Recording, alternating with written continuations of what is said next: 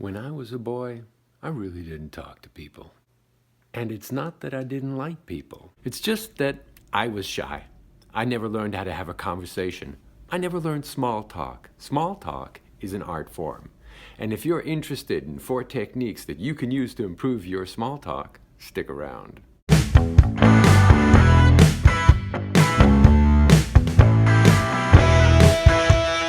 You can use these 4 techniques as simple tools to engage people in conversation almost anywhere. The first technique I call the icebreaker. We use this baby to break the ice of that awkward silence.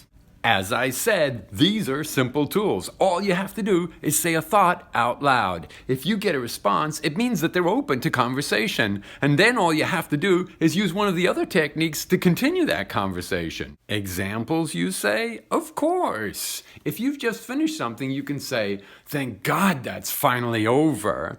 If you're hungry, you can say, "I'm so hungry, I could eat a horse." And if you're tired, you can always say, "Oh my God, I really need to get some sleep."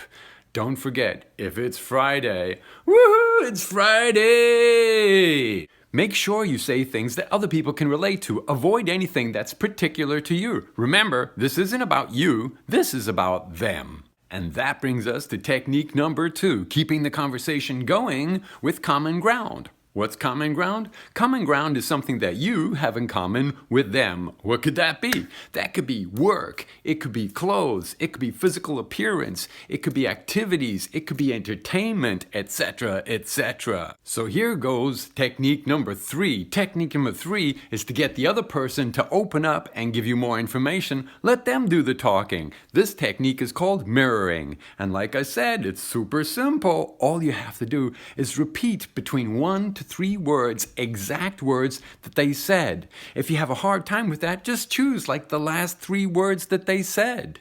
Now I know that sounds a little bit too easy, but honestly, you have to try it. Imagine somebody says, "Well, that's a great way to start the day." All you have to say is, "Start the day," and they'll say, "Yeah, you know, blah, blah, blah, blah, blah, blah, blah." So to start, use the last 3 words, but with a little bit more practice, you can choose your words more carefully to get better results. And last but not least, technique number 4, questions. Keep in mind that without questions, there is no conversation. All you really have to do is genuinely be interested in the other person and ask them questions because everybody wants to feel special.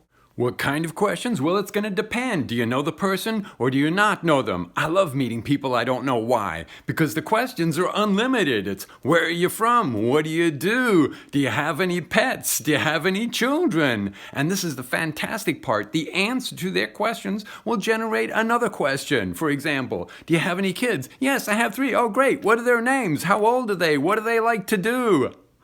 Just keep the questions coming. Well, what if you do know the person? In that case, well, you can think about different situations. For example, if you haven't seen them in a long time, "Hey, how you doing? What have you been up to? Do you notice anything different about them? Hey, did you cut your hair?" Don't ask me that question. That's not fair. That's a low blow. If you've been thinking about them, "Well, I was thinking about you recently. You know, is anything going on? How do they look? Do they look great or healthy? Hey, have you been working out? You know, do they look happy? Hey, what's going on in your life? Do they look tired? You've been working a lot? If they look stressed or worried, what's up?" There's always the all-purpose, "How was your day?" Don't forget to use mirroring or common ground to follow up on that. So just to remind you, the 4 techniques are icebreaker, common ground, mirroring, and questions. Does it take practice? Of course it takes practice, but a lot less practice than you imagine. Remember, I said these are simple tools. So all you have to do is put those babies into practice to become an excellent conversationalist. If you know somebody who would appreciate this video, share it with them. If you liked it, like it. Don't forget to subscribe and ring that bell, and I'll see you in the next video. Remember, this isn't about you, it's about them. Make sure you say things that and that brings us to avoid using anything that you What could that be? Well, that could be work. It could be clothes. It could be physical experience. Experience? Experience? That could be work. It could be clothes. It could be physical. And last but not least,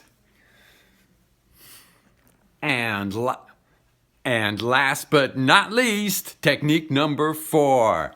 Questions. Everybody wants to feel special, especially you, right? How do they look? Do they look great? Do they look healthy? Do they look tired? Do they look stressed? Do they look happy? Do they look great?